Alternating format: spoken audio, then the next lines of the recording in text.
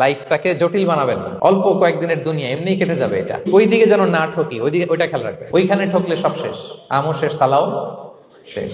ওইখানে যেন ঠকে না যায়, এটা খেয়াল রাখতে হবে। তাহলে প্রথম ফ্যাক্টর হচ্ছে সুখী সমৃদ্ধ জীবনের will make our life simple. Simplicity is the কি টু হ্যাপিনেস। আপনি লাইফটাকে সিম্পল করবেন, আপনি হ্যাপি হবেন। রাসূল সাল্লাল্লাহু আলাইহি ওয়াসাল্লামের জীবনের দিকে যদি তাকান, দেখবেন তিনি তাই করেছেন। সুবহানাল্লাহ। সহিহ মুসলিমের একটা হাদিস শোনাই আপনাদেরকে। আম্মা জান আয়েশা রাদিয়াল্লাহু তাআলা আনহা বর্ণনা করেন। তিনি বলেন, একদিন সকালবেলা রাসূল সাল্লাল্লাহু আলাইহি ওয়াসাল্লাম আমার বাসায় আসেন। ফজর নামাজ পড়ে এসে বলতেছে, আয়েশা ফজর নামাজ পড়ে আসছি, ব্রেকফাস্ট করার মতো কিছু আছে ঘরে? ইয়া রাসূলুল্লাহ, কিছু নেই। নাই?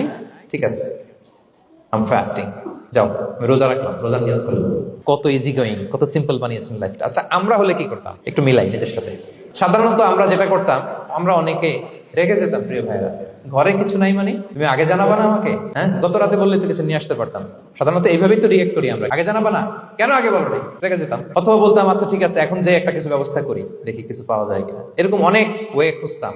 কিন্তু রাসূল সাল্লাল্লাহু আলাইহি ওয়াসাল্লাম এই কোনো অপশন না নিয়ে বললেন, okay, there is no food for breakfast, I'm gonna fast. فإني صائم. ঠিক আছে, খাবার যখন নাই আমি রোজাই রেখে দিলাম। সুবহানাল্লাহ।